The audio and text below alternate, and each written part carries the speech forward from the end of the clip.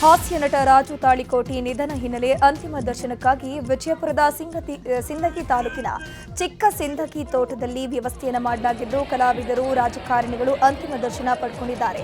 ಸಚಿವ ಶಿವಾನಂದ ಪಾಟೀಲ್ ಕೂಡ ರಾಜು ತಾಳಿಕೋಟಿ ಅವರ ಅಂತಿಮ ದರ್ಶನವನ್ನು ಪಡೆದುಕೊಂಡರು.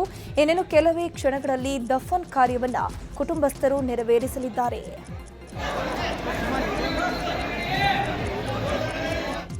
ಭಗವಂತ ಅವ್ರಿಗೆ ಎಲ್ಲ ಆದ್ಯತೆ ಅವ್ರು ಇನ್ನೂ ಹೆಚ್ಚಿನ ತೀರ್ಮಾನಗಳವರಿಗೆ ಬದುಕಿಸುವಂತ ಆಸಕ್ತಿ ಅವರ ಅಭಿವೃದ್ಧಿಯನ್ನು ಒಳ್ಳೆ ಕಲಾವಿದರನ್ನ ನಾವು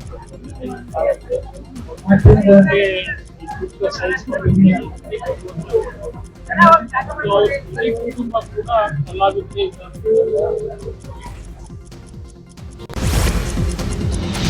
ಬೆಂಗಳೂರಲ್ಲಿ ಮೂಲಭೂತ ಸೌಕರ್ಯದ ಬಗ್ಗೆ ಉದ್ಯಮಿ ಒಬ್ಬರು ಅಸಮಾಧಾನವನ್ನು ವ್ಯಕ್ತಪಡಿಸಿದ್ದಾರೆ. ಎಕ್ಸ್ನಲ್ಲಿ ಪೋಸ್ಟ್ ಮಾಡಿರುವ ಉದ್ಯಮಿ ಕಿರಣ್ ಮಜುಮ್ದಾರ್ ಶಾ ಸರ್ಕಾರದ ವಿರುದ್ಧ ಬೇಸರವನ್ನು ವ್ಯಕ್ತಪಡಿಸಿದ್ದಾರೆ. ಬಯೋಕಾನ್ ಪಾರ್ಕ್ಗೆ ವಿದೇಶಿ ಪ್ರತಿನಿಧಿಯೊಬ್ಬರು ಭೇಟಿ ಕೊಟ್ಟಿದ್ರು. ಅವರು ರಸ್ತೆ ಕಸದ ಬಗ್ಗೆ ಪ್ರಶ್ನೆ ಮಾಡಿದ್ರು. ಅವರಿಗೆ ನಾವು ಯಾವ ರೀತಿ ಉತ್ತರ ಕೊಡೋದು ಅಂತ ಸರ್ಕಾರವನ್ನು ಪ್ರಶ್ನಿಸಿದ್ದಾರೆ. ಕಿರಣ್ ಮಜುಮ್ದಾರ್ ಶಾ ಹೇಳಿಕೆಗೆ ಡಿಸಿಎಂ ಡಿಕೆ ಶಿವಕುಮಾರ್ ತಿರುಗೇಟನ್ನು ಕೊಟ್ಟಿದ್ದಾರೆ. ಎಕ್ಸ್ನಲ್ಲಿ ಪೋಸ್ಟ್ ಮಾಡಿರುವಂತಹ ಡಿಕೆಶಿ ಬೆಂಗಳೂರನ್ನ ಒಡೆಯುವ ಬದಲು ಒಟ್ಟಾಗಿ ಕಟ್ಟೋಣ, ಬೆಂಗಳೂರು ಲಕ್ಷಾಂತರ ಜನರಿಗೆ ಅವಕಾಶಗಳನ್ನು ನೀಡಿದೆ, ಇದು ಸಾಮೂಹಿಕ ಪ್ರಯತ್ನಕ್ಕೆ ಅರ್ಹವಾಗಿದೆ, ನಿರಂತರ ಟೀಕೆಗಲ್ಲ ಹೀಗಂತ ಕೌಂಟರ್ ಅನ್ನು ಕೊಟ್ಟಿದ್ದಾರೆ. ಕಿರಣ್ ಮಜುಮ್ದಾರ್ ಟ್ವೀಟ್ ವಿಚಾರದ ಬಗ್ಗೆ ಸಚಿವ ಪ್ರಿಯಾಂಕ್ ಖರ್ಗೆ ಮಾತನಾಡಿದ್ದಾರೆ. 1.5 ತಿಂಗಳಿನಿಂದ ಅನಿರೀಕ್ಷಿತ ಮಳೆಯಾಗ್ತಿದೆ, ಎಲ್ಲ ರಿಪೇರಿ ಮಾಡೋದಕ್ಕೆ ಟೈಮ್ ಬೇಕಾಗುತ್ತೆ. ಟಾಸ್ಕ್ ಫೋರ್ಸ್ ಮಾಡಿದಾಗ ಕಿರಣ್ ಮಜುಮ್ದಾರ್, ಮೋಹನ್ ದಾಸ್ ಪೈ ಎಲ್ಲಿ ಇರ್ತಾರೆ? ಉದ್ಯಮಿಗಳದ್ದು ಅವರದ್ದೇ ಆದ ಕೊಡುಗೆ ಇದೆ. ಅವರು ಫೋನ್ ಮಾಡಿ ನಮ್ಮ ಬಳಿ ಮಾತನಾಡಬಹುದು. ಎಲ್ಲರೂ ಅವರವರ ಪಾತ್ರವನ್ನು ನಿರ್ವಹಿಸಿದ್ರೆ ರಾಜ್ಯಕ್ಕೆ ಒಳ್ಳೆಯದು ಅಂತ ಹೇಳಿದ್ರು. ಇನ್ನು ಕಿರಣ್ ಮಜುಮ್ದಾರ್ ಶಾ ಪೋಸ್ಟ್ ಬಗ್ಗೆ ಸಚಿವ ಎಂಬಿ ಪಾಟೀಲ್ ಅಸಮಾಧಾನವನ್ನು ಹೊರಹಾಕಿದ್ದಾರೆ. ಕಿರಣ್ ಮಜುಮ್ದಾರ್ ಶಾ ಬೆಂಗಳೂರಿಗೆ ಸಾಕಷ್ಟು ಕೊಡುಗೆಯನ್ನು ಕೊಟ್ಟಿದ್ದಾರೆ, ಬೆಂಗಳೂರು ಕೂಡ ಅವರಿಗೆ ಎಲ್ಲವನ್ನ ಕೊಟ್ಟಿದೆ. ಇವಾಗ ಅವರು ಈ ರೀತಿ ಮಾತುಗಳನ್ನು ಹೇಳೋ ಅವಶ್ಯಕತೆ ಇರಲಿಲ್ಲ. ಪದೇ ಪದೇ ಮಾತನಾಡುವ ಉದ್ದೇಶವಾದರೂ ಏನು ಅಂತ ಪ್ರಶ್ನೆಯನ್ನ ಮಾಡಿದ್ದಾರೆ. ಕಿರಣ್ ಮಜುಮ್ದಾರ್ ಅವರು ಬೆಂಗಳೂರಿಗೆ ಸಾಕಷ್ಟು ಬಯೋ ಮೆಡಿಸಿನ್ ನಲ್ಲಿ ಟೆಕ್ನಾಲಜಿಗೆ ಕಾಣಿಕೆ ಕೊಟ್ಟಿದ್ದಾರೆ. ಅದೇ ರೀತಿ ಬೆಂಗಳೂರು ಕರ್ನಾಟಕ ರಾಜ್ಯ ಅವೆಲ್ಲವನ್ನು ಕೂಡ ಕೊಟ್ಟಿದ್ದಾರೆ. ಬೆಂಗಳೂರಲ್ಲಿ ಈಗಾಗಲೇ ಕಿರಣ್ ಮಜುಮ್ದಾರ್ ಗೊತ್ತಿದೆ, ಸರ್ಕಾರ 1,000 ಕೋಟಿ ರೂಪಾಯಿ ಕೊಟ್ಟು ಎಲ್ಲ ಗುಂಡಿಗಳನ್ನ ಮುಚ್ಚುವಂಥ ಕೆಲಸ ಮಾಡಿದ್ದಾರೆ. ಅವರಿಂದ ದಿವಸ ಇಷ್ಟೆಲ್ಲ ಗುಂಡಿಗಳು ದಿವಸ ಆಗಿದಾವೆ. ಹೌದು, ಸ್ವಲ್ಪ ಮೊದಲು ನೀವು ನೆಕ್ಸ್ಟ್ ಪ್ರಶ್ನೆ ಕೇಳ್ತಾರೆ, ಇನ್ನು ಆಯ್ತಪ್ಪ ನೀವು ಇಷ್ಟು ದಿವಸ ಇದ್ದೀರಾ ಯಾಕೆ ಮಾಡಿಲ್ಲ ಅಂತ. ಈಗ ಮಾಡ್ತಾ ಇದ್ದೀವಿ, ಸಮಯ ತೆಗೆದುಕೋತಾರೆ, ಜವಾಬ್ದಾರಿಯಿಂದ ನಾವು ನುಡಿಸ್ಕೋತೀವಂತಲ್ಲ, ಆ ಕೆಲಸವನ್ನು ಮಾಡ್ತಾ ಇದ್ದೀವಿ. ಆದರೆ ಕೆಲಸ ನಡೆದಿದೆ ಹೀಗಾಗಿ ಈಗ ಇದನ್ನು ಮಾತಾಡುವಂಥದ್ದು ಕಿರಣ್ ಮಜುಮ್ದಾರ್ಗೆ ಅವಶ್ಯಕತೆ ಇಲ್ಲ. ಯಾಕಂದರೆ ಈಗಾಗಲೇ ಅವ್ರಿಗೂ ಗೊತ್ತಿದೆ ಈ ಟ್ವೀಟ್ ಮಾಡುವಂಥದ್ದು ಅವಶ್ಯಕತೆ ಇತ್ತು ಇಲ್ಲ ಅಂತ ಗೊತ್ತಿಲ್ಲ. ಕಿರಣ್ ಮಜುಮ್ದಾರ್ ಶಾ ಬೇಸರ ಹೊರಹಾಕಿದ ವಿಚಾರಕ್ಕೆ ಬಿಜೆಪಿಯ ಅಶ್ವಥ್ ನಾರಾಯಣ್ ಮಾತನಾಡಿದ್ದಾರೆ. ಈ ಸರ್ಕಾರದವರು ಅಧಿಕಾರ ದುರ್ಬಳಕೆ ಮಾಡಿಕೊಳ್ತಾ ಇದ್ದಾರೆ. ಪ್ರತಿದಿನ ಭ್ರಷ್ಟಾಚಾರ, ಹಣ ಮಾಡಿಕೊಳ್ಳೋಕೆ ಸಮಯ ಕೊಟ್ಟಿದ್ದಾರೆ. ಬೆಂಗಳೂರಲ್ಲಿ ಎಲ್ಲಿ ನೋಡಿದ್ರೂ ಕತ್ತಲು, ಕಸ, ಗುಂಡಿ, ಅವ್ಯವಸ್ಥೆಯಾಗಿದೆ. ನಿಜಕ್ಕೂ ನಮಗೆ ಅವಮಾನ, ನಾಡಿನ ಜನಕ್ಕೆ ಅನ್ಯಾಯ ಮಾಡ್ತಿದ್ದಾರೆ ಅಂತ ಆಕ್ರೋಶವನ್ನು ವ್ಯಕ್ತಪಡಿಸಿದರು. ಕಿರಣ್ ಮಜುಮ್ದಾರ್ ಶಾ, ಮೋಹನ್ ದಾಸ್ ಪೈ ಸಾಕಷ್ಟು ಬಾರಿ ಹೇಳಿದ್ದಾರೆ, ಆದರೆ ಇವರಿಗೆ ಸರ್ಕಾರ ಬೆದರಿಸುವ ಕೆಲಸ ಮಾಡ್ತಾ ಇದೆ ಅಂತ ಆರೋಪಿಸಿದ್ದಾರೆ. ಇನ್ನು ಇದೇ ವಿಚಾರದ ಬಗ್ಗೆ ಶಾಸಕ ಎಸ್ಆರ್ ವಿಶ್ವನಾಥ್ ಕೂಡ ರಿಯಾಕ್ಷನ್ ಕೊಟ್ಟಿದ್ದಾರೆ. ಆಡಳಿತ ಮಾಡ್ತಿಲ್ಲ, ಪ್ರತಿದಿನ ಬರೀ ರಾಜಕೀಯ ಮಾಡಿಕೊಂಡು ಸಮಯವನ್ನು ವ್ಯರ್ಥ ಮಾಡಿಕೊಂಡು ದ್ವೇಷ, ಅಸೂಯೆ, ಅಧಿಕಾರ ದುರ್ಬಳಕೆಯನ್ನು ಮಾಡಿಕೊಂಡು ಹಣ ಮಾಡ್ಕೊಳ್ಳೋಕ್ಕೆ, ಭ್ರಷ್ಟಾಚಾರ ಮಾಡಲಿಕ್ಕೆ ಇವರು ಪೂರ್ತಿ ಸಮಯವನ್ನು ಕೊಡ್ತಿದ್ದಾರೆ. ಹಾಗಾಗಿ ಇವತ್ತು ನಗರದಲ್ಲಿ ನೀವು ನೋಡ್ಬೋದು, ಎಲ್ಲೂ ಕತ್ತಲೆ, ಎಲ್ಲಿ ನೋಡ್ರೆ ಕಸ, ಎಲ್ಲಿ ನೋಡ್ರು ಗುಂಡಿ, ಎಲ್ಲಿ ನೋಡ್ರು ಅವ್ಯವಸ್ಥೆ. ಕಿರಣ್ ಮಜುಮ್ದಾರ್ ಅವರು, ಮೋಹನ್ ದಾಸ್ ಪೈ ಅವರು, ನಾರಾಯಣ ಮೂರ್ತಿ ಅವರು, ದೊಡ್ಡ ದೊಡ್ಡ ಬಿಸ್ನೆಸ್ ಮ್ಯಾನ್ಗಳೆಲ್ಲ ಕೂಡ ಸರ್ಕಾರಕ್ಕೆ ಚಾಟಿ ಏಟನ್ನು ಬೀಸಿದ್ರು. ಗಾರ್ಬೇಜ್ ಸಿಟಿ ಇವತ್ತಿಡೀ ಪ್ರಪಂಚದಲ್ಲಿ ಬೆಂಗಳೂರಿನ ಗೌರವ ಹಾಳಾಗ್ತದೆ ಅಂತ ಹೇಳಿದಾಗ ಆವಾಗ ನೀವು ಎಷ್ಟು ಮಾತಾಡಿದ್ರಿ? ಇವತ್ತು ಆಡಳಿತ ಪಕ್ಷದಲ್ಲಿರ್ತಕ್ಕಂಥ ಕಾಂಗ್ರೆಸ್ನವ್ರು ಎಷ್ಟು ಮಾತಾಡಿದ್ರಿ, ಎಷ್ಟು ಅಪಪ್ರಚಾರವನ್ನು ಮಾಡಿದ್ರಿ? ಅವತ್ತು ನಾವು ಯಾರಾದ್ರೂ ಇಂಡಸ್ಟ್ರಿಯಲ್ಲಿ ನೀವು ಖಾಲಿ ಹೋಗು ಅಂತ ಹೇಳಿಲ್ಲ, ಪ್ರಯತ್ನವನ್ನು ಮಾಡಿದ್ವಿ. ಆದರೆ ಇವತ್ತು ಧಮಕಿಯನ್ನು ಆಗ್ತಾ ಇದ್ದೀರಿ. ಮೋಹನ್ ದಾಸ್ ಪೈ ಅವರು ಮಾತಾಡಿದ್ರೆ ಅವ್ರದ್ದು ಯಾವುದೋ ಒಂದು ಕಂಪ್ನಿಗಳಿಗೆ ಎಲ್ಲಿ ಟೈಟ್ ಮಾಡಬೇಕು, ಬಟ್ಟು ಟೈಟ್ ಮಾಡೋಂಥ ಕೆಲಸ ಮಾಡ್ತೀರಿ. ಆರ್ಎಸ್ಎಸ್ ಚಟುವಟಿಕೆ ಬ್ಯಾನ್ ವಿಚಾರದ ಬಗ್ಗೆ ಮಾತನಾಡಿರುವಂತಹ ಸಿಟಿ ರವಿ, ಪ್ರತಿ ಸಂಘಟನೆಗೂ ಸಂಘಟಿತ ಆಗುವ ಹಕ್ಕನ್ನ ಸಂವಿಧಾನ ಕೊಟ್ಟಿದೆ.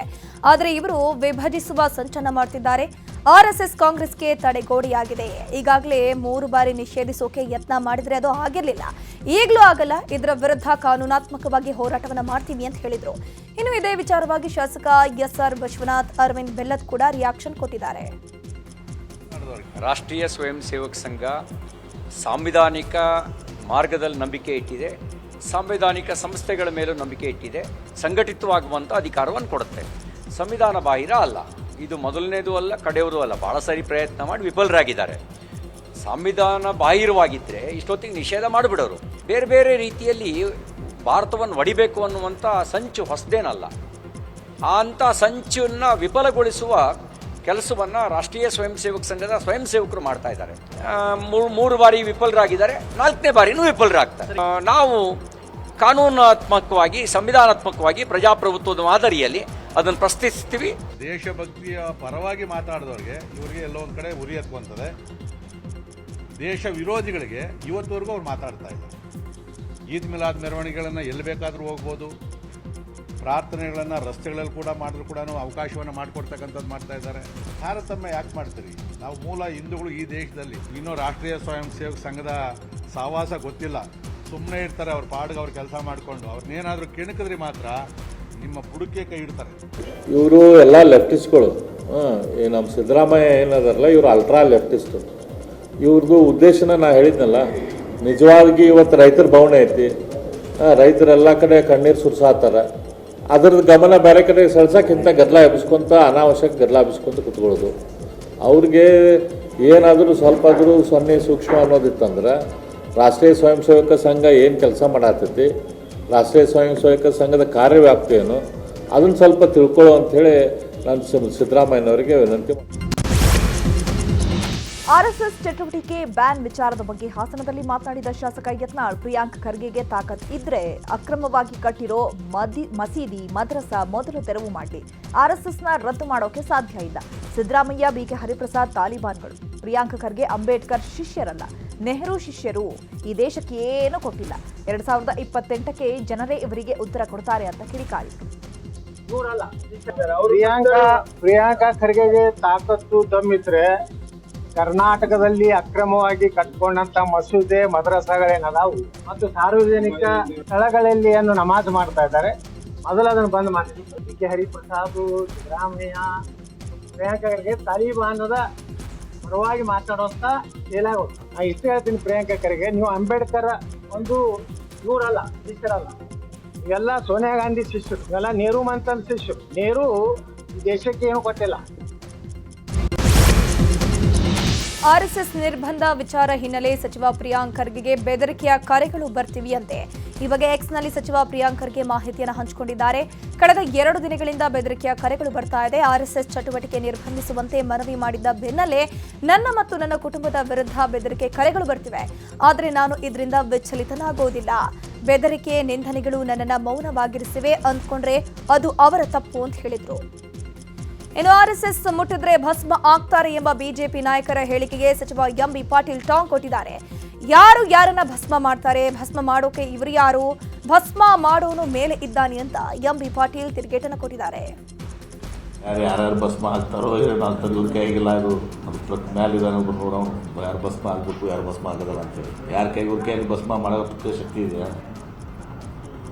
ಭಸ್ಮ ಮಾಡೋದು ಮೇಲಿದ್ದಾರೆ. ಪ್ರಿಯಾಂಕ್ ಖರ್ಗೆ ಅವರಿಗೆ ಬೆದರಿಕೆ ವಿಚಾರದ ಬಗ್ಗೆ ಮಾತನಾಡಿದ ಬಿಜೆಪಿ ನಾಯಕ ಅರವಿಂದ್ ಬೆಲ್ಲದ್, ಪಬ್ಲಿಸಿಟಿಗಾಗಿ ಈ ರೀತಿ ಟ್ವೀಟ್ ಮಾಡಿದ್ದಾರೆ. ಅವರದ್ದೇ ಸರ್ಕಾರ ಇದೆ, ಕಾಲ್ ಡೀಟೇಲ್ಸ್ ತೆಗಿಲಿ, ತನಿಖೆ ಮಾಡಿ ಕ್ರಮ ಕೈಗೊಳ್ಳಿ. ಕಾಂಗ್ರೆಸ್ನವರು ಸುಮ್ಮನೆ ಏನೇನೋ ಮಾತನಾಡ್ತಿದ್ದಾರೆ ಅಂತ ಕಿಡಿಕಾರಿದ್ರು. ಪಬ್ಲಿಸಿಟಿ ಸಂಬಂಧ ಏನಂತ ಮಾಡ್ಕೊಂತಾರೆ, ಏನರ ಹೇಳ್ತಾರೆ. ಅದೇ ನಾ ಹೇಳಿದ್ನಲ್ಲ, ಏನು ಸುಳ್ಳು, ಏನು ಪಬ್ಲಿಸಿಟಿ ಸಂಬಂಧ ಏನು ಹೇಳ್ಕೊಂತ ಹೋಗ್ತಾರೆ. ಅವ್ರದ್ದೇ ಸರ್ಕಾರ ಐತಿ. ಯಾರು ಅವ್ರಿಗೆ ಬೆದರಿಕೆ ಕರೆ ಮಾಡಿದಾರೆ, ಮಿನಿಸ್ಟ್ರಿಗೆ ಬೆದರಿಕೆ ಕರೆ ಮಾಡಿದಾರೆ, ಆ್ಯಕ್ಷನ್ ತಗೊಳ್ಳಲ್ಲ. ಆರ್ಎಸ್ಎಸ್ ಚಟುವಟಿಕೆ ಬ್ಯಾನ್ ವಿಚಾರದ ವಿವಾದಕ್ಕದು ತಿರುಗಿದ್ದು ಮಂಡ್ಯದಲ್ಲಿ ಬಿಜೆಪಿಯ ಕಾರ್ಯಕರ್ತರು ಸಿಡಿದೆದ್ದಿದ್ದಾರೆ. ನಗರದ ಅಂಚೆ ಕಚೇರಿ ಬಳಿ ಐ ಲವ್ ಆರ್ಎಸ್ಎಸ್ ಅಭಿಯಾನ ಶುರು ಮಾಡಿರುವಂತದ್ದು. ಯಾರು ಭಾರತವನ್ನ ಪ್ರೀತಿಸ್ತಾರೋ ಅವರು ಆರ್ಎಸ್ಎಸ್ ಅನ್ನ ಪ್ರೀತಿ ಮಾಡ್ತಾರೆ ಅಂತ ಪ್ಲೇ ಕಾರ್ಡ್ ಹಿಡಿದು ಅಭಿಯಾನ ನಡೆಸಲಾಗಿದೆ. ವಿವಿ ರೋಡ್ನಲ್ಲಿ ಸ್ಕೂಟರ್, ಕಾರು, ಆಟೋಗಳಿಗೆ ಸ್ಟಿಕ್ಕರ್ ಅಂಟಿಸಿ ಸಚಿವ ಪ್ರಿಯಾಂಕ್ ಖರ್ಗೆ ವಿರುದ್ಧ ಆಕ್ರೋಶ ವ್ಯಕ್ತಪಡಿಸಿದ್ದಾರೆ.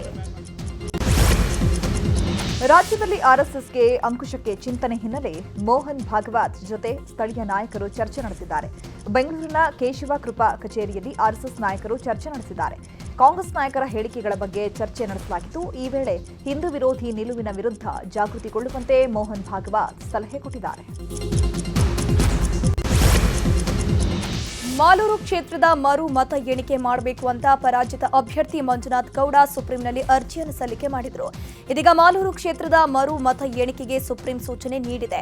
ಈ ಹಿಂದೆ ಹೈಕೋರ್ಟ್ನಲ್ಲಿ ಅರ್ಜಿ ಸಲ್ಲಿಸಿದ್ದಾಗ ಹೈಕೋರ್ಟ್ ಮರು ಎಣಿಕೆಗೆ ಆದೇಶಿಸಿತ್ತು. ಇಷ್ಟಲ್ಲದೆ ನಂಜೇಗೌಡರ ಶಾಸಕ ಸ್ಥಾನವನ್ನು ಅಸಿಂಧುಗೊಳಿಸಿ 4 ವಾರಗಳ ಕಾಲ ತಡೆಯಾಜ್ಞೆಯನ್ನು ನೀಡಿತ್ತು. ಇದೀಗ ಅಸಿಂಧು ಆದೇಶಕ್ಕೆ ತಡೆ ನೀಡಿರುವಂತಹ ಸುಪ್ರೀಂ ಕೋರ್ಟ್ 4 ವಾರದ ಒಳಗಡೆ ಮರು ಮತ ಎಣಿಕೆ ನಡೆಸಿ ಮುಚ್ಚಿದ ಲಕೋಟೆಯಲ್ಲಿ ಫಲಿತಾಂಶ ಪ್ರಕಟಿಸೋಕೆ ಸೂಚನೆ ಕೊಟ್ಟಿದೆ. ಜಾತಿ ಜನಗಣತಿಗೆ ಹಾಜರಾಗದ ಗಣತಿದಾರರಿಗೆ ಸರ್ಕಾರ ಶಾಕ್ ಕೊಟ್ಟಿದೆ. ಇದುವರೆಗೂ ಗಣತಿ ಮಾಡದವರಿಗೆ ವೇತನ ಕೊಡದೇ ಇರಲು ನಿರ್ಧರಿಸಲಾಗಿದೆ. ಜಿಬಿಎ ವ್ಯಾಪ್ತಿಯಲ್ಲಿ 18,000 ಸಿಬ್ಬಂದಿಯಿಂದ ಗಣತಿ ಕಾರ್ಯಕ್ಕೆ ನಿಯೋಜಿಸಲಾಗಿತ್ತು. ಇದರಲ್ಲಿ 2,300 ಸಿಬ್ಬಂದಿ ಗಣತಿ ಕಾರ್ಯ ಮಾಡಿಲ್ಲ. ಹೀಗಾಗಿ ಕೂಡಲೇ ಕರ್ತವ್ಯಕ್ಕೆ ಹಾಜರಾಗಿ, ಇಲ್ಲದಿದ್ದರೆ ವೇತನ ಕೊಡಲ್ಲ ಅಂತ ಜಿಬಿಎ ಮುಖ್ಯ ಆಯುಕ್ತ ಮಹೇಶ್ವರ್ ರಾವ್ ಸೂಚನೆ ಕೊಟ್ಟಿದ್ದಾರೆ. ಸಮೀಕ್ಷೆಗೆ ಹೋಗಿದ್ದ ಶಿಕ್ಷಕಿ ನಾಪತ್ತೆಯಾಗಿರುವಂತಹ ಘಟನೆ ಕೋಲಾರದಲ್ಲಿ ನಡೆದಿದೆ. ಕೆಬಿ ಹೊಸಳ್ಳಿ ಶಾಲಾ ಶಿಕ್ಷಕಿ ಅಖ್ತರ್ ಬೇಗಂ ನಾಪತ್ತೆಯಾದ ಶಿಕ್ಷಕಿಯಾಗಿದ್ದು, ನರಸಾಪುರ ಗ್ರಾಮದಲ್ಲಿ ಸಮೀಕ್ಷೆ ಮಾಡುತ್ತಿದ್ದಾಗ ಶಿಕ್ಷಕಿ ನಾಪತ್ತೆಯಾಗಿದ್ದಾರೆ ಎನ್ನಲಾಗ್ತಾ ಇದೆ. ಶಿಕ್ಷಕಿಗಾಗಿ ಇಲಾಖೆ ಅಧಿಕಾರಿಗಳು ಮತ್ತು ಕುಟುಂಬಸ್ಥರು ಹುಡುಕಾಟವನ್ನು ಮುಂದುವರೆಸಿದ್ದು, ವೇಮಗಲ್ ಪೊಲೀಸ್ ಠಾಣೆಯಲ್ಲಿ ಪ್ರಕರಣ ದಾಖಲಾಗಿದೆ. ಇನ್ನು ಹುಬ್ಬಳ್ಳಿಯಲ್ಲಿ ಜಾತಿ ಜನಗಣತಿ ಗೊಂದಲ ಶುರುವಾಗಿದೆ. ಹುಬ್ಬಳ್ಳಿಯಲ್ಲಿ 7 ಲಕ್ಷ ಜನಸಂಖ್ಯೆ ಇರುವಂತಹ ಮಾಹಿತಿ ಇದೆ. ಆದರೆ ಕೇವಲ 5 ಲಕ್ಷ ಮಾತ್ರ ಶಿಕ್ಷಕರು ಜನಗಣತಿ ಮಾಡಿದ್ದಾರೆ. ಹೀಗಾಗಿ ಪಡಿತರ ಚೀಟಿ ಮೂಲಕ ಉಳಿದವರ ಪತ್ತೆಗೆ ಪಾಲಿಕೆ ಮುಂದಾಗಿದೆ. ಪಾಲಿಕೆ ಪ್ರಾಂಗಣದಲ್ಲಿ ಲೆಕ್ಕಾಚಾರ ಮಾಡುತ್ತಾ ಶಿಕ್ಷಕರು ಕುಳಿತಿದ್ದಾರೆ.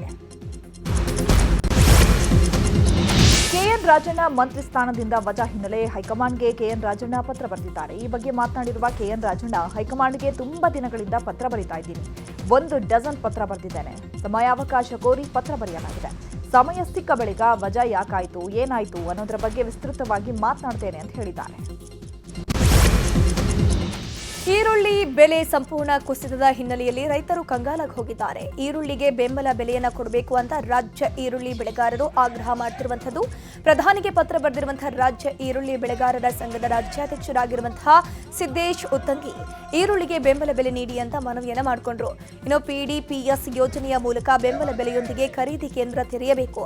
ಒಂದು ಕಡೆ ನಿರಂತರ ಮಳೆಯಾಗ್ತಿದೆ. ಮಳೆಗೆ ಕೆಲವು ಬೆಳೆ ಹಾನಿಯಾಗಿದೆ. ಇನ್ನು ಕೆಲವೆಡೆ ಬೆಳೆ ಚೆನ್ನಾಗಿ ಬಂದಿದ್ರೂ ಮಾರುಕಟ್ಟೆಯಲ್ಲಿ ದರ ಸಿಗ್ತಾ ಇಲ್ಲ. ಈರುಳ್ಳಿ ಬೆಳೆಗೆ ಬೆಂಬಲ ಬೆಲೆ ಕೊಡಬೇಕು ಅಂತ ರಕ್ತದಲ್ಲಿ ಪತ್ರ ಬರೆದು ವಿಜಯನಗರ ಜಿಲ್ಲಾಧಿಕಾರಿಗಳ ಮೂಲಕ ಪ್ರಧಾನಿಗೆ ಪತ್ರವನ್ನು ಸಲ್ಲಿಕೆ ಮಾಡಲಾಗಿದೆ. ಮಂಗಳೂರಿನ ಮೂಡಬಿದಿರೆ ಪೊಲೀಸರ ಸಮಯ ಪ್ರಜ್ಞೆಯಿಂದ ಗ್ಯಾಂಗ್ ರೇಪ್ ಆಗುವುದು ತಪ್ಪಿದೆ. ಪೊಲೀಸರಿಂದ 2 ಬಾಲಕಿಯರನ್ನ ರಕ್ಷಣೆ ಮಾಡಲಾಗಿದೆ. ನಿನ್ನೆ ಸಂಜೆ ನಿಟ್ಟೋಡಿ ಎಂಬಲ್ಲಿ ಘಟನೆ ನಡೆದಿದ್ದು, 4 ಯುವಕರನ್ನ ಮೂಡಬಿದಿರೆ ಠಾಣೆಯ ಪೊಲೀಸರು ಬಂಧಿಸಿದ್ದಾರೆ. 2 ಅಪ್ರಾಪ್ತ ಬಾಲಕಿಯರನ್ನ ಪುಸಲಾಯಿಸಿ ನಿಟ್ಟೋಡಿಯಲ್ಲಿರುವಂತಹ ಸ್ನೇಹಿತರ ಮನೆಗೆ ಆರೋಪಿ ಮಹೇಶ್ ಕರ್ಕೊಂಡು ಹೋಗಿದ್ದ. ಈ ಬಗ್ಗೆ ಖಚಿತ ಮಾಹಿತಿ ಆಧರಿಸಿ ಪೊಲೀಸರು ದಾಳಿ ನಡೆಸಿ ಬಾಲಕಿಯರನ್ನ ರಕ್ಷಣೆ ಮಾಡಿದ್ದಾರೆ. ಮಾನವ ಹಕ್ಕು ಅಧಿಕಾರಿ ಅಂತ ರೌಡಿ ಶೀಟರ್ನನ್ನ ತೋರಿಸಿ ಗಿರೀಶ್ ಮಠಣ್ಣನವರನಿಂದ ವಂಚನೆ ಪ್ರಕರಣ ಸಂಬಂಧ ಇಂದು ಬೆಳ್ತಂಗಡಿ ಪೊಲೀಸ್ ಠಾಣೆಗೆ ರೌಡಿ ಶೀಟರ್ ಮದನ್ ಬುಗುಡಿ ಹಾಜರಾಗಿದ್ದಾರೆ. ವಕೀಲರ ಜೊತೆಗೆ ಠಾಣೆಗೆ ಆಗಮಿಸಿ ವಿಚಾರಣೆಯಲ್ಲಿ ಭಾಗಿಯಾಗಿರುವಂತದ್ದು. ಬೆಳ್ತಂಗಡಿ ನಿವಾಸಿ ಪ್ರವೀಣ್ KR ಅನ್ನೋರು ನೀಡಿದ ದೂರಿನ ಮೇಲೆ ಕೇಸ್ ದಾಖಲಿಸಿ ವಿಚಾರಣೆಗೆ ಸೂಚನೆ ಕೊಡಲಾಗಿತ್ತು. ಇಂದು ರೌಡಿ ಶೀಟರ್ ಮದನ್ ಬುಗುಡಿ ವಿಚಾರಣೆಗೆ ಹಾಜರಾಗಿದ್ದಾರೆ. ಸರ್ಕಾರಿ ಶಾಲೆಯ ಮೇಲ್ಛಾವಣಿ ಕುಸಿತವಾದ ಘಟನೆ ಕಲಬುರಗಿಯ ವಾಡಿಪಟ್ಟಣದ ಸರ್ಕಾರಿ ಪ್ರಾಥಮಿಕ ಶಾಲೆಯಲ್ಲಿ ನಡೆದಿದೆ. ಶಿಥಿಲಗೊಂಡಿದ್ದಂತಹ ಶಾಲಾ ಕಟ್ಟಡದ ಮೇಲ್ಛಾವಣಿಯ ಪ್ಲಾಸ್ಟಿಂಗ್ ಕುಸಿತವಾಗಿದ್ದು, ಮಕ್ಕಳಿಲ್ಲದ ಹಿನ್ನೆಲೆ ಭಾರೀ ಅನಾಹುತವೊಂದು ತಪ್ಪಿದೆ. ಸ್ಮಶಾನದ ಜಾಗವನ್ನ ರಾತ್ರೋರಾತ್ರಿ ವಕ್ಫ್ ಬೋರ್ಡ್ಗೆ ಸೇರ್ಪಡೆ ಮಾಡಲಾಗಿದೆ ಅಂತ ಗ್ರಾಮಸ್ಥರು ಆರೋಪಿಸಿ ಪ್ರತಿಭಟನೆ ಮಾಡಿದ್ದಾರೆ. ಮಂಡ್ಯದ ಹೊಸ ಬೂದನೂರು ಗ್ರಾಮಸ್ಥರು ಡಿಸಿ ಕಚೇರಿ ಮುಂದೆ ಪ್ರತಿಭಟನೆ ನಡೆಸಿದ್ದಾರೆ. ಸರ್ಕಾರಿ ಸ್ಮಶಾನದ ಜಾಗವನ್ನ ಮುಸ್ಲಿಂ ಮುಖಾಂಗೆ ರಾತ್ರೋರಾತ್ರಿ ಬದಲಾವಣೆ ಮಾಡಿದ್ದಾರೆ. ಅಧಿಕಾರಿಗಳ ಹುನ್ನಾರದಿಂದ ಈ ರೀತಿ ಸ್ಮಶಾನ ಜಾಗ ಬದಲಾವಣೆ ಆಗಿದೆ. ಹೀಗಾಗಿ ತಕ್ಷಣವೇ ಸಮಸ್ಯೆ ಬಗೆಹರಿಸಿ ಸರ್ವೆ ನಂಬರ್ 313ರ ಜಾಗವನ್ನ ಸ್ಮಶಾನ ಅಂತ ಘೋಷಿಸಬೇಕು ಅಂತ ಆಗ್ರಹಿಸಿದ್ದಾರೆ. ಈ ಗ್ರಾಮಕ್ಕೆ ತನ್ನದೇ ಆದಂಥ ಗ್ರಾಮದ ಇತಿಹಾಸವನ್ನು ಹೊಂದಿರುವಂತಹ ಐತಿಹಾಸಿಕ ಗ್ರಾಮ ಅಂತ ಗ್ರಾಮದಲ್ಲಿ 73ರಿಂದ 17ರವರೆಗೆ ಸರ್ಕಾರಿ ಸ್ಮಶಾನವನ್ನು ಮುಸ್ಲಿಂ ಮಕಾದ್ ಅಂತ ಮಾಡ್ತಾರೆ. ಯಾವುದೇ ಮುಸ್ಲಿಂ ಧರ್ಮೀಯರು ಇಲ್ಲದೇ ಇರುವಂಥ ಗ್ರಾಮ ಅದು. ಆ ಗ್ರಾಮಕ್ಕೂ ವರ್ಕ್ ಬೋರ್ಡ್ಗೂ ಏನು ಸಂಬಂಧ ಇದೆ? ಯಾವ ಉದ್ದೇಶಕ್ಕಾಗಿ ವರ್ಕ್ ಬೋರ್ಡ್ಗೆ ನೀವು 1 ಎಕರೆ 13 ಕುಂಟೆಯನ್ನು ಮಾಡಿದ್ರಿ? ಇದನ್ನು ಪ್ರಶ್ನಿಸಿ ನಾವು 17ರಲ್ಲೇ ಹೋರಾಟವನ್ನು ಗ್ರಾಮಸ್ಥರ ಪರವಾಗಿ ಚಳವಳಿ ಮಾಡಿದ್ದೇವೆ. ಏಕಾಏಕಿ ಮಾರುತಿ ವ್ಯಾನ್ ಹೊತ್ತಿ ಉರಿದ ಘಟನೆ ಮೈಸೂರಿನ ಸಯ್ಯಜಿರಾವ್ ರಸ್ತೆಯಲ್ಲಿ ನಡೆದಿದೆ. ರಸ್ತೆ ಪಕ್ಕ ನಿಲ್ಲಿಸಿದ್ದ ವೇಳೆ ಬೆಂಕಿ ಅವಘಡ ಸಂಭವಿಸಿದ್ದು, ಅದೃಷ್ಟಕ್ಕೆ ಯಾವುದೇ ಪ್ರಾಣಹಾನಿ ಸಂಭವಿಸಿಲ್ಲ. ಕೂಡಲೇ ಸ್ಥಳೀಯರು ಬೆಂಕಿ ನಂದಿಸುವ ಕಾರ್ಯ ಮಾಡಿದ್ದಾರೆ.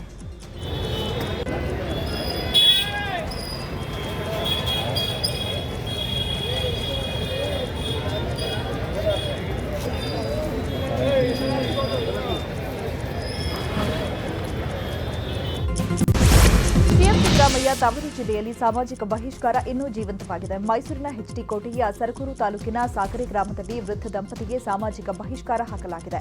ಗ್ರಾಮದ ಮುಖಂಡರು ವೃದ್ಧ ದಂಪತಿ ನಂಜೇಗೌಡ ಮತ್ತು ದೊಡ್ಡ ತಾಯಮ್ಮನ ಬಹಿಷ್ಕಾರವನ್ನು ಹಾಕಿದ್ದಾರೆ. ಸಾಕರೆ ಗ್ರಾಮ ಪಂಚಾಯಿತಿಯಲ್ಲಿ ನಂಜೇಗೌಡ ಅಧ್ಯಕ್ಷ ಮತ್ತು ಸದಸ್ಯನಾಗಿದ್ರು. ಅದನ್ನು ಗ್ರಾಮದ ಮುಖಂಡರು ಸಹಿಸಲಾಗದೆ ವೈಯಕ್ತಿಕ ರಾಜಕಾರಣಕ್ಕಾಗಿ ಬಹಿಷ್ಕಾರ ಹಾಕಿದ್ದಾರೆ ಅಂತ ಆರೋಪಿಸಲಾಗಿದೆ.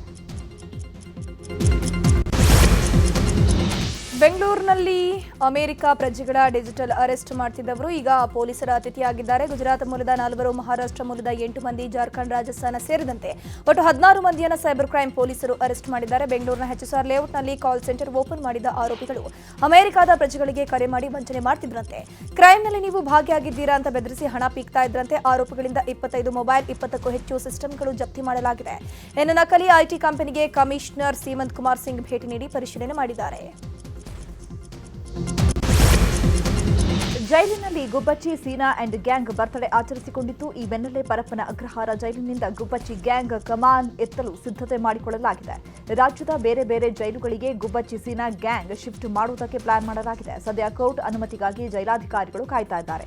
12 ಖೈದಿಗಳನ್ನು ಬೇರೆ ಬೇರೆ ಜೈಲಿಗೆ ಸ್ಥಳಾಂತರ ಮಾಡುವಂತೆ ದಕ್ಷಿಣ ವಲಯ ಐಜಿ ದೇವಶ್ರೀ ಶಿಫಾರಸು ಮಾಡಿದ್ರು. ಕೋರ್ಟ್ ಅನುಮತಿ ಬಂದ ಕೂಡಲೇ ಗುಬ್ಬಚ್ಚಿ ಸೀನಾ ಅಂಡ್ ಗ್ಯಾಂಗ್ ಶಿಫ್ಟ್ ಮಾಡಲಾಗುತ್ತೆ.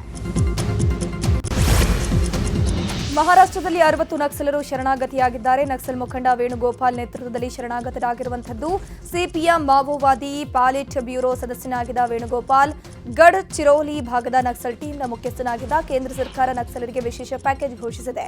ಈ ಬೆನ್ನಲ್ಲೇ ನಕ್ಸಲರು ಶರಣಾಗಿರುವಂಥದ್ದು ಶಸ್ತ್ರಾಸ್ತ್ರಗಳೊಂದಿಗೆ ನಾವು ಶರಣಾಗ್ತೀವಿ ಅಂತ ಸೆಪ್ಟೆಂಬರ್ನಲ್ಲಿ ವೇಣುಗೋಪಾಲ್ ಪ್ರೆಸ್ ರಿಲೀಸ್ ಮಾಡಿದ.